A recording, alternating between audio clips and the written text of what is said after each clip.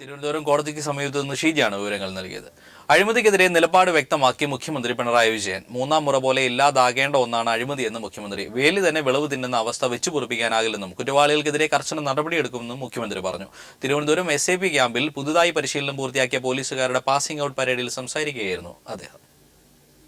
തിരുവനന്തപുരത്ത് പരിശീലനം പൂർത്തിയാക്കിയ കേരള പോലീസിന്റെ പുതിയ ബറ്റാലിയന്റെ പാസിംഗ് ഔട്ട് പരേഡിലാണ് മുഖ്യമന്ത്രി പിണറായി വിജയൻ അഴിമതിക്കെതിരായ ശക്തമായ നിലപാട് വ്യക്തമാക്കിയത്. പോലീസിലെ മൂന്നാം മുറ ഒഴിവാക്കാൻ നേരത്തെ തന്നെ സർക്കാർ നിർദ്ദേശം നൽകിയിരുന്നു. മൂന്നാം മുറ പോലെ തന്നെ ഇല്ലാതാകേണ്ട ഒന്നാണ് അഴിമതിയെന്നും അദ്ദേഹം പറഞ്ഞു. മൂന്നാം മുറ പോലെ തന്നെ തീർത്തും ഇല്ലാതാകേണ്ട ഒന്നാണ് അഴിമതി. അത്തരം പ്രവണതകൾ ഒരു തരത്തിലും വെച്ചു പൊറുപ്പിക്കില്ല എന്നാണ് ഈ ഘട്ടത്തിൽ ഒന്നുകൂടി ആവർത്തിച്ച് വ്യക്തമാക്കാനുള്ളത്. അഴിമതിക്ക് വശംവദരാകുന്ന ചിലരെക്കുറിച്ച് ഉയർന്നുവരുന്ന പരാതികൾ അവഗണിക്കാൻ കഴിയുന്നതല്ല.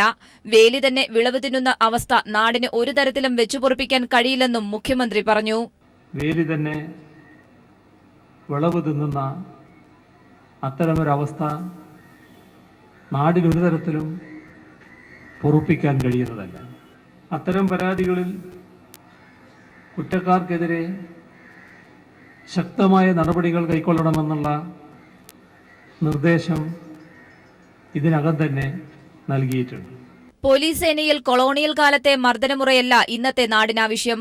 ജനങ്ങളുടെ സുരക്ഷയ്ക്കും സമൂഹത്തിന്റെ സുസ്ഥിരതയ്ക്കും പോലീസിന്റെ അംഗബലം വർദ്ധിപ്പിക്കുമെന്നും ഒപ്പം അടിസ്ഥാന സൌകര്യ വികസനത്തിനും സർക്കാർ നടപടികൾ സ്വീകരിക്കുമെന്നും മുഖ്യമന്ത്രി കൂട്ടിച്ചേർത്തു.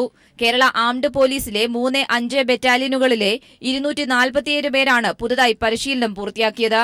News bureau, Thiruvananthapuram. ലുലു സാരീസും ലുലു ഗോൾഡും ചേർന്ന് സംഘടിപ്പിച്ച വെഡ്ഡിംഗ് ഫെസ്റ്റിന്റെ ബമ്പർ നറുക്കെടുപ്പ് ലുലു സാരീസ് ഷോറൂമിൽ PK ശ്രീമതി MP നിർവഹിച്ചു. നറുക്കെടുത്ത 5 പേർക്ക് 25 പവൻ വീതം കളക്ടർ മീർ മുഹമ്മദ് കൈമാറി. ചെയർമാൻ PP അബ്ദുൽ ബമീദ്, Lulu gold managing director Abdul Jabbar, Lulu Sarees managing director PK Habeeb തുടങ്ങിയവർ ചടങ്ങിൽ സന്നിഹിതരായിരുന്നു.